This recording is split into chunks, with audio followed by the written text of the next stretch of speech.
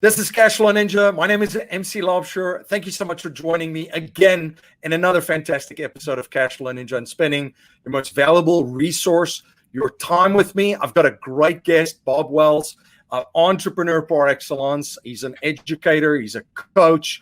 He's involved in so many different things, investor, coaching other investors. Bob, welcome to the show. Thanks, MC. It's my pleasure to be here. I was really excited to spend some time with you today. Absolutely. I've enjoyed all of the time that we spent together and learned a lot from you. And just every single time that we spend some time together. Bob, for folks that are not familiar with you and what you do, can you please share a little bit about your background and journey with them?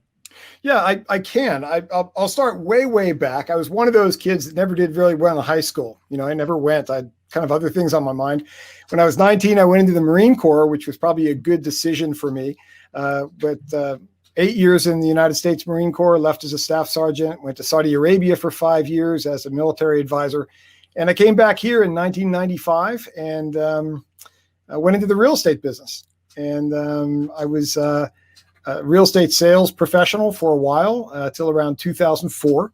One of the top agents in my company at that time. And at that point, I had an opportunity to launch a brand new franchise. And I'd never done anything like that before, but kind of jumped into that with both feet. And that was the beginning of my my work with launch, relaunch, and acquisition of companies, which I was involved in for, the better part of 16 years.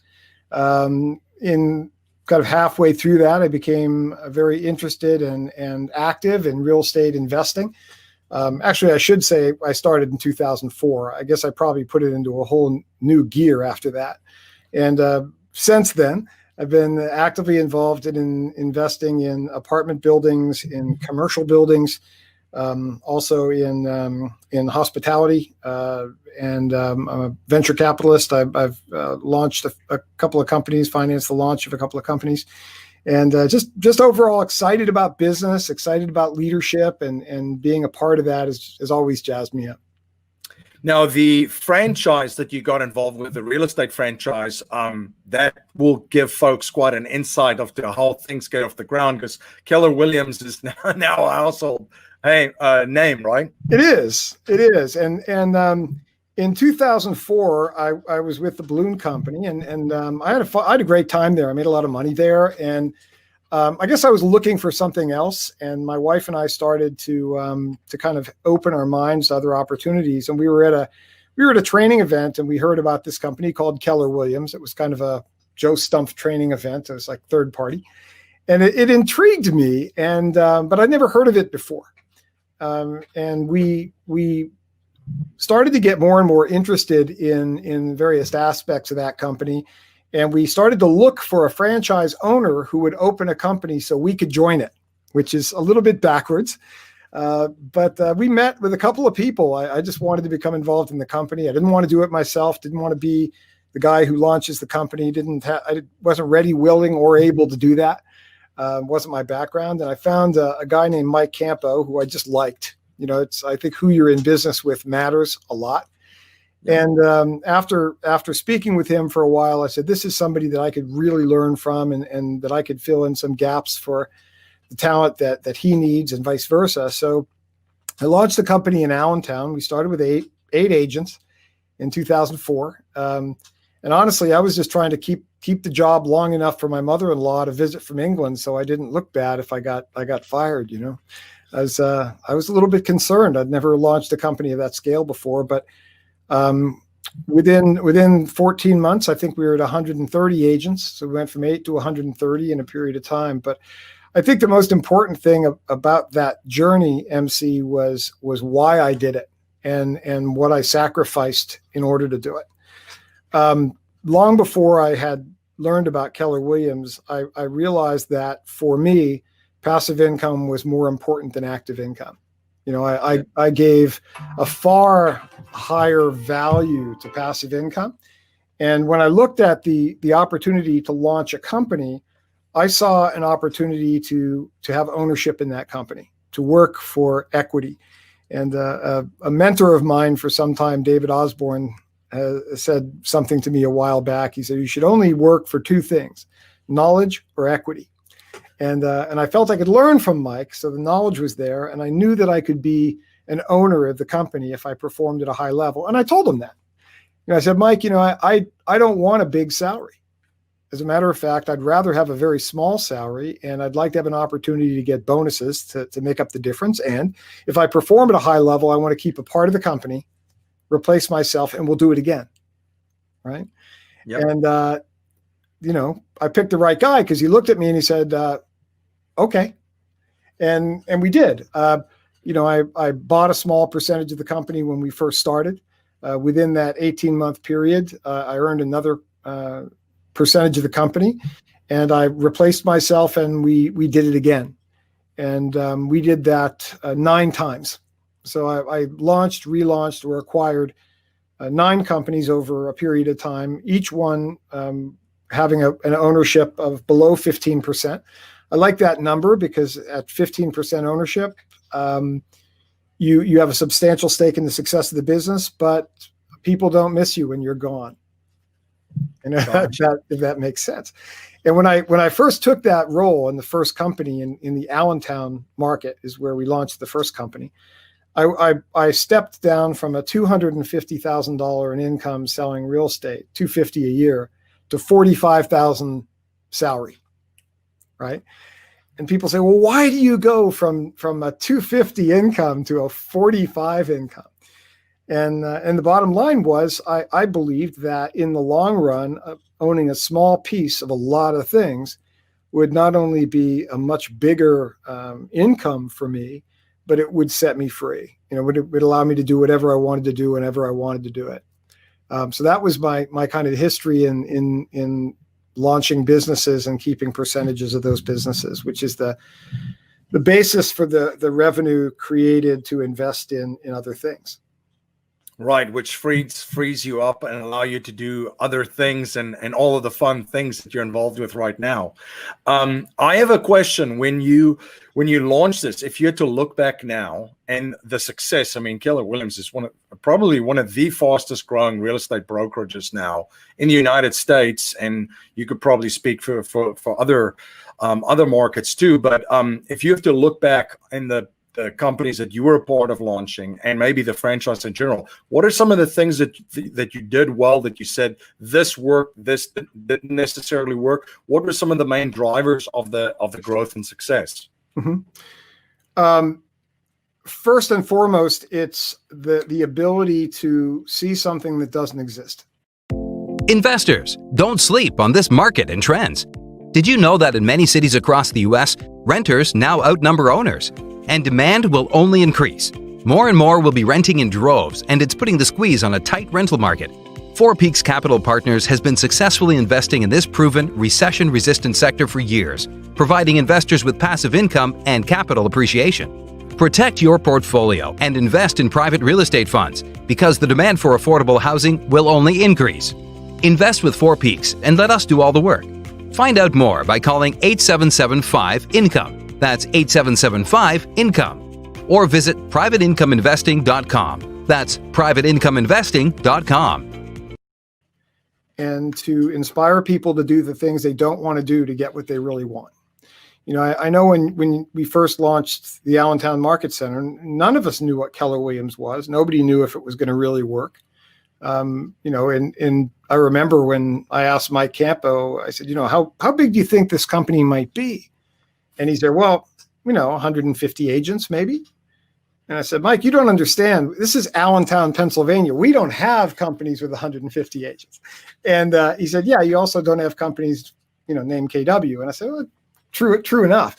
But, I think you have to have the vision for what's possible, and you have to paint a crystal clear vision, and you have to share that with people, and you have to understand why you're doing it. We weren't in particularly trying to build the most profitable company. We were trying to build a company that everyone wanted to join and no one would ever want to leave. And I think when you do that, you have to involve a lot of people in the decision-making process, and you have to ask people what is important to them. When you're trying to build a company that everybody wants to join, as a leader, you probably have a very limited perspective on what that has to be. And when we involve other people in the decisions, we find the the artists of the company, the people that are actually doing the work and creating the revenue and making things happen. And you say, what is it about this company that attracted you? And what do we have to do right now to attract people like you and create a situation where you would never want to leave us? Which for us involved them meeting with them on a regular basis. Every month I would meet with the top producers in the company, and we would have a discussion as peers. And they would make decisions that were in the best interest of the company, which is kind of unusual because human beings, do we make best decisions that are in our best interests or someone else's? In this case, I asked them to make a decision that was in the best interest of the company, because the only reason the company would be successful is if it attracted and held people like them. Right. In that way, we didn't have this going on between leadership and artist. We had more of a synergistic approach to making something great that we all wanted to see happen. And that was what we did well. I think we did that very, very well. I think another thing that we did very, very well at the very beginning, and this isn't necessarily me, this is certainly Mike Campo, probably more than me, because I was learning from Mike as much at that point as anyone else. But Mike was very, very open to creating opportunity for everyone. And after the fact, I learned that there's three kinds of people that have to be in partnership to create a magnificent entity. One is the entrepreneurial leader, right? The person who's willing to take the risk, spend the money, lose it all, do it again. Second is a managerial leader, and that's the person who likes to take something and make it great. They don't want to be the risk taker, but they want to be in the thick of things. They want to be like the Jack Welch. Let me give me something failing and I'll be really happy, because I'll make it sing. And then you've got to have the artist, right? The person in the field, who's a great example of an artist. Tiger Woods. Tiger Woods is an entrepreneur. He's not a managerial leader. He's an artist, and he's in business with people that have created a brand and a business that's, huge, right? Yeah. And I think Mike at the early stages of our business recognized that and said, okay, we're going to involve myself as an entrepreneurial leader, you, Bob, as a managerial leader, and the artists, the agents, and all of us will have ownership. Right? All of us will have a stake in the company, not only through what we do in profit sharing, which is standard for Keller Williams, but also in giving agents a opportunity to own the company part as well. When you do that and everybody has an ownership stake in the business, then everyone has the vision, everyone has that passion to make it work. And that's another thing we did well. Now, the things we did poorly are the things that I remember most, keep foremost in my mind. Because they're the ones you learn most from, right? Right. And I remember that at the early stages, we made some decisions about going into business with people that were not good decisions. We probably knew better at the time. There were a few people that we went into business with that I know my spider sense was probably telling me, run away, run away. But we were new and we were fresh and we were really, we wanted to be great. We wanted to build fast. So we went into business with some people that we later found out were really not a good match for our culture. And that we paid a price for that. So I think the cultural mistakes we made were the biggest detriment to our success. And the biggest lesson that we learned, right? Because it's a different ball game, right? The vision that you guys had and the culture that was created, entrepreneurial, being a part of something, growing it, instead of the person coming in, doing their piece, and they're off, they go back home, right? Yeah, so exactly. It's the salesperson mentality and the instant gratification mentality versus the delayed gratification thinking of an investor or an entrepreneur.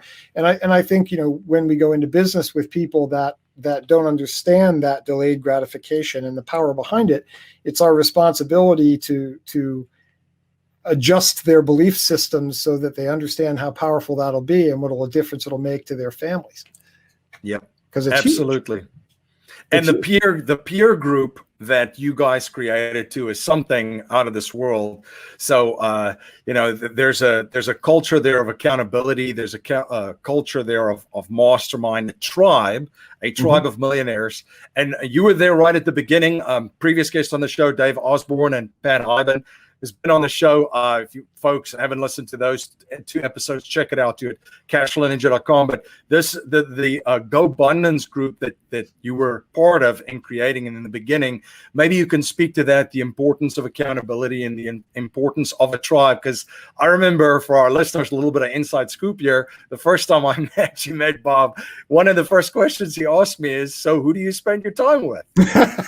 It's true. Well, first of all, I'm so glad that Pat and David warmed the stage up for me.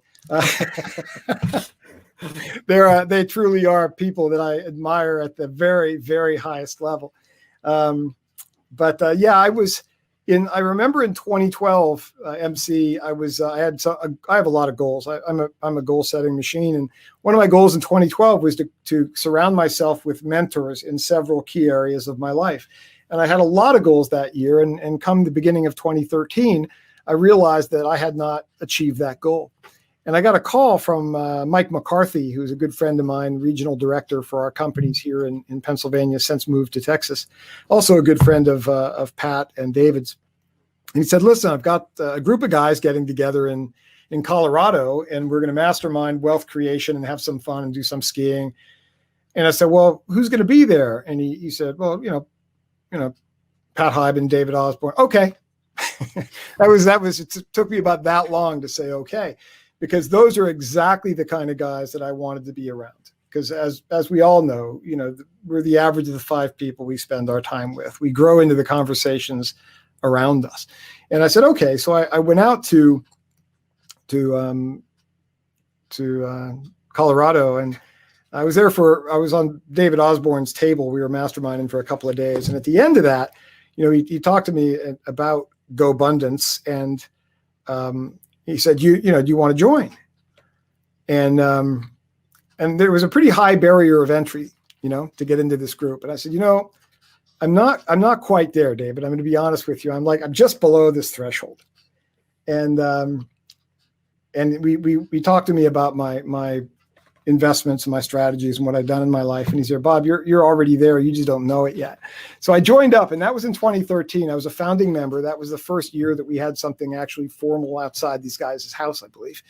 And I've been a member of Gobundance ever since. But, I think that our mentors, our coaches, and our tribes are absolutely vital to our future, to our destiny. And I'm a huge believer in tribes, particularly in tribes that don't want to look good. There's a lot of people out there who want to look good. And I remember I got a chance to hear from one of the largest builders in the world. I can't remember his name. He's a Mexican guy, and he builds like 300 houses a day around the world. And he was on stage, and the last thing they talked to him, I don't know where the conversation went, but one of his replies was, I don't want to look good. I want to be good. And I said, wow, okay. There's a big difference between the two. As soon as you try to look good, then you can't be authentic. You can't be transparent. You can't allow other people to help you. As soon as you evolve into moving from wanting to look good to be good, then you open yourself up to becoming a much better version of yourself. And I think that was what I saw in Gobundance and any tribe of that caliber, was just being around people that were transparent and authentic enough to share exactly what was going on in our lives, not only in our business, but in our relationships and in our health and so many other areas of life, and do so in a way that we could share really what we're really good at and learn from the things that other people are really good at. So I find that to be a huge reason why my net worth has times 10 since that point, since 2013. And it's just around being around the people that have the biggest impact on you. We are living through unprecedented times, and many experts say that in the coming months and years, we're about to see some of the best real estate opportunities of our lifetime. Who's going to benefit the most from these opportunities? Those with access to capital, which is where the Real Estate Accelerator comes in. Brought to you by Good Egg Investments, the Real Estate Accelerator is an online course and mastermind that will give you everything you need to raise private capital for real estate syndications. Through building a killer brand that attracts the right investors, you'll be able to take advantage of the upcoming opportunities and and scale your business. To learn more, check out cashflowninja.com/good egg. Absolutely. And you have a great passion for teaching. And as part of the Tony Robbins group too, and sharing and so forth. When have you always been passionate? Because you're a phenomenal teacher and sharing financial mastery and a lot of the other different things. Have you always been passionate? And when did you take that to the next level and for example, join Tony and started doing some of the Tony coaching? Yeah, I think I've always liked training. I've always liked sharing things with people, helping people become better. I did it in the military. I did it in Saudi Arabia, and I did it in after I got back. My relationship with Anthony Robbins started back in 2009. When we honestly, we had maybe 6 companies in 2009, and they were killing it. I mean, they were really going gangbusters, right? And I thought it was me. It wasn't me, it was the market, and all of a sudden the market shifts and goes into a tailspin. And I really did realize that I wasn't the person I needed to be to deliver on the promises I made to so many people, and I said, I've got to become the person that can do this effectively. And I became extremely passionate about any kind of personal development I could find. And you name it, I probably went to it twice. I was spending $20,000 a year at least on personal development, maybe more, right? Yeah. So, but the one that I felt was without question the most impactful was Anthony Robbins stuff. And I did all of his events. And one of the things I really loved doing was a program called Wealth Mastery. And I came back from that event on the plane flying back home saying, there's no way I'm not going to share what I just learned with the people I serve, because, and this isn't true for only real estate agents, but the bottom line is there's a lot of professionals and high earning individuals that make a lot of money, but don't have a lot. They've mastered making it, but they haven't mastered growing it.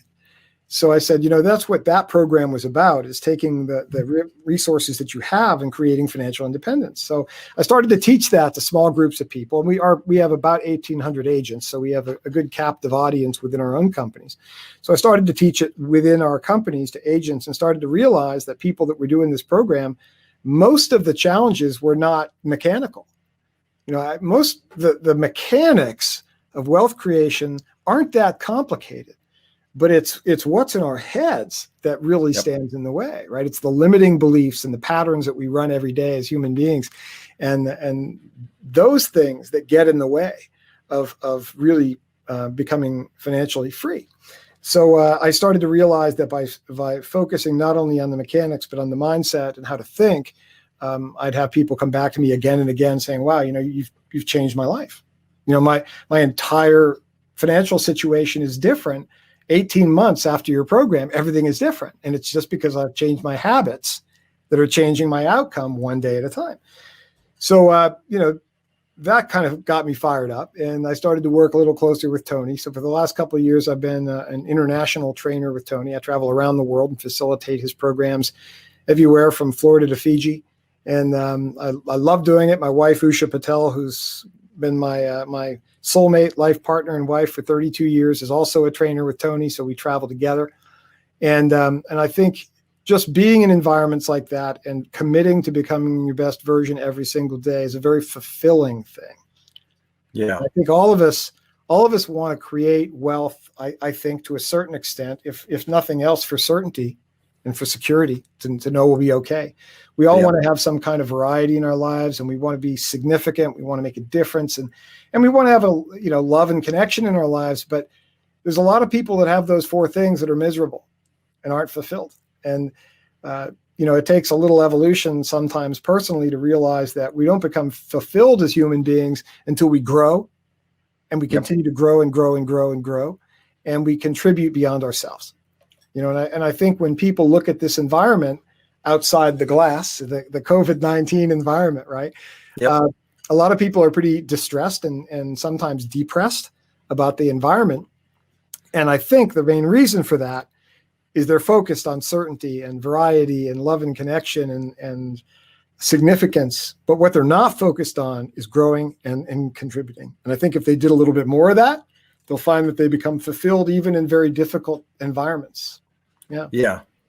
Absolutely. A lot of great stuff there. One of the things that you just mentioned that is so powerful too is, and we see it constantly too, folks that make a lot of money, they've that skill very much figured out, but it's the keeping and then the growing, which, and when you said that, it's the mindset. And once you change your mindset a little bit, it's quite incredible how things then change in their life and the habit starts to change. But it's one little thing, because sometimes we look at it and say, well, these are two very completely different skill sets. And yes, they may be, but you brought it nicely together there, where if you really just change a little bit of your mindset, you can figure this out. Because folks that are doing really, really well already with the making of it in business and so forth, they know that there's a blueprint, they know there's systems, all the tactical stuff they know. It's just the mindset of switching over and bringing a similar sort of approach to the keeping and the growing of the money that is kind of missing, right? I think a lot of people get confused about what mindset is. Yeah. They say, what mindset? Do I just smile? Okay, now I got a good mindset? No, I think when we talk about mindset, I talk about the ability to control your state, right? To control your emotional state and live in a certain emotional state all the time on command, right? And people say, well, I'm not in a good mood. And I love it when I hear that, because what they're saying is, I've chosen to be in a mood that doesn't serve me. And I'm staying here for a while. There's a science behind it. I mean, if you know how to control your physiology, your focus, and your language, you control your mood or your state. When you control your state, that's mindset, in my opinion. And it's a science. We can master the ability to control our state. And that's a big part of the battle. And like I said before, the other part is belief systems, which is different. We all have different beliefs that we hold and we carry with us that impact us in a positive or negative way. And we commonly walk on fire in the events that we do. And, I sometimes have 300 people and I put 300 people across burning hot coals in a span of 40 minutes, and not a single person hurts themselves. And when you think about that, you think about this mentally and you say, wait a minute, why would I ever walk on hot coals? I will burn myself. Does that make sense? Yeah. I'm not going to do it. I'm going to burn myself. And even if you say you won't, you walk up to them and you put your hands out and it's really hot, you go, I'm not doing that because I'm going to hurt myself. And then a couple hours later, after we work on them to train their mind to do this properly, they walk across these burning hot coals, right? And they get to the other side and something clicks in their head, right? And we say to ourselves, wow, I just walked across burning hot coals, something I knew my whole life was impossible and that I would burn myself, charred bloody stumps, and I'm fine. Yep. And then the second thought comes into our head saying, oh my God, what else in my life, if I would just try, I could do? What else have I been afraid of my whole life that if I would just try, I would do it. I would do it successfully. And I would be in such a better place in my life. And that's I think applies very much to the creation of wealth. You've got to be able to step outside the limiting beliefs and control your state in order to take control of the mechanics to allow it to happen, right? And anybody could do it. That segments perfectly into my next question of the opportunities that there are right now, because to your point, where most folks are looking at outside saying, oh my goodness, the world's coming to an end. And I've seen enough 2020 memes to last a lifetime.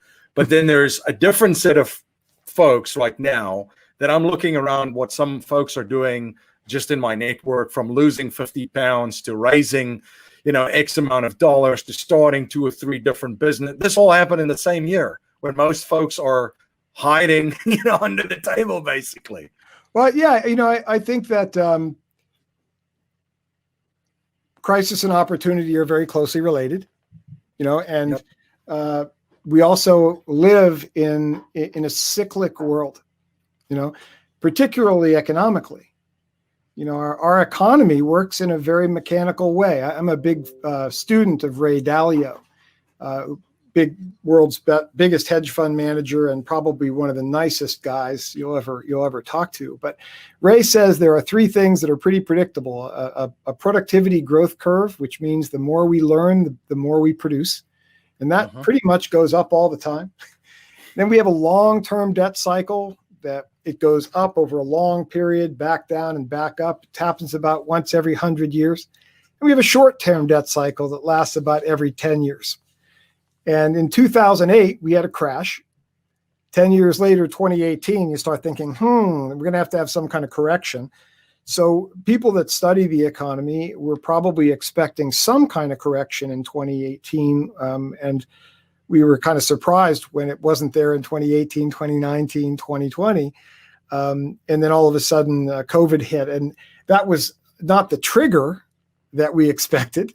But in essence, it led to a similar outcome in terms of economic challenges and deleveraging. So, there are a lot of folks who have lived through this before, who've lived through 2008, and they say, wow, one thing I did learn is that in 2011, everything was free. CAMAPLAN is one of the leaders for personalized tax-deferred and tax-free IRA planning. CAMAPLAN's team can assist you to take control of your retirement funds and financial future through self-directed investing. They offer support to clients throughout the entire process, from opening your first account to making your first purchase to self-managing your assets. CAMAPLAN works with a growing network of investment providers in all asset categories and offer free investor education through classes, events, and webinars with over 15 years of leadership in self-directed retirement investing. CAMAPLAN will help you unlock a convenient and safe way to manage your retirement investments and discover financial freedom beyond traditional investments, beyond Wall Street, and go from forever taxed to never taxed.